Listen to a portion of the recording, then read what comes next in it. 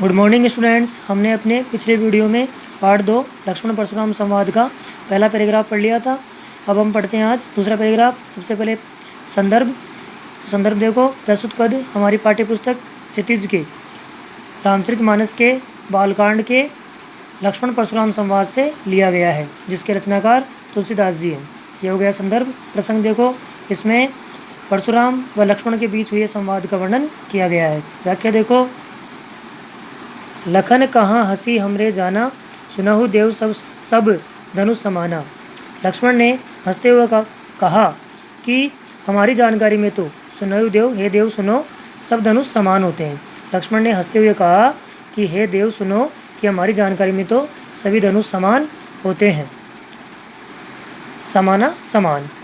आगे देखो। का क्षति लाभु जून धनु तोरे, देखा राम नयन के भोरे। का क्षति, क्षति का मतलब हानि, लाभु का मतलब लाभ, जून का मतलब पुराने, धनु का मतलब धनुष, तोरे का मतलब तोड़ने में। इस पुराने धनुष को तोड़ने में किसका लाभ या हानि होगी। देखा राम नयन के भोरे, इसको तो श्री राम ने नए के भ्रम में देखा था। नयन यानी नए के, भोरे यानी भ्रम में, नए के भ्रम में देखा था। छुअत टूट रघुपति ने दोषु, ये तो श्री राम के छूते ही टूट गया, इसमें श्री राम का कोई दोष नहीं है।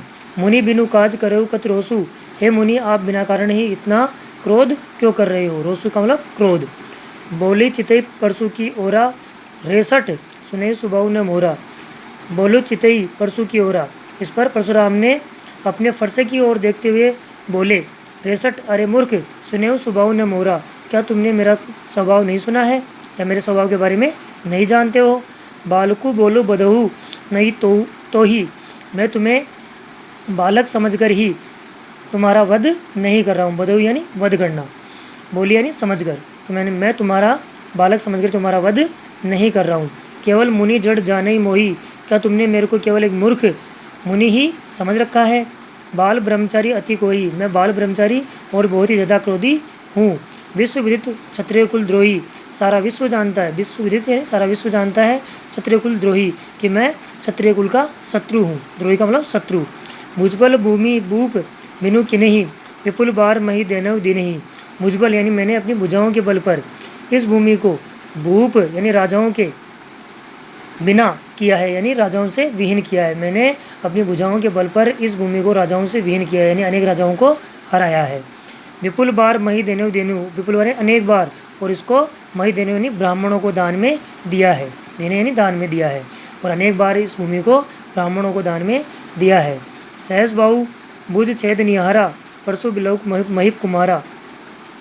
महिप कुमारा, हे राजकुमार, परसु बिलोको इस फरसे की ओर देख लो कि ये वही फरसा है जिसने सहस्त्र बाहु की भुजाओं को काटा था।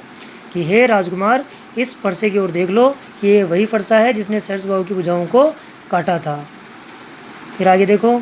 मातो पितु जनी सोच बस, करसी महिष किशोर, तुम माता पिता की चिंता मत करो, यानी माता पिता की चिंता में व्याकुल मत हो। करती महिष किशोर, कि हे राजा के पुत्र, तुम माता पिता की चिंता मत करो।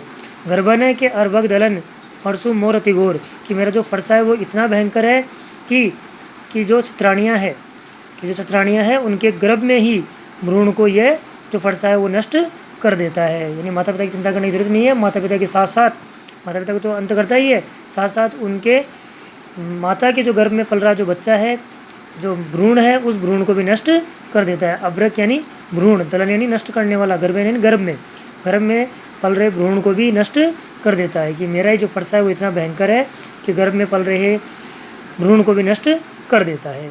ठीक है, ये होगी व्याख्या। अब देखो विशेष में सबसे पहले प्रस्तुत पद में अवधि भाषा का प्रयोग किया गया है। दूसरा, तत्सम तद्भव शब्दों के साथ आम बोलचाल के शब्दों का प्रयोग किया गया है।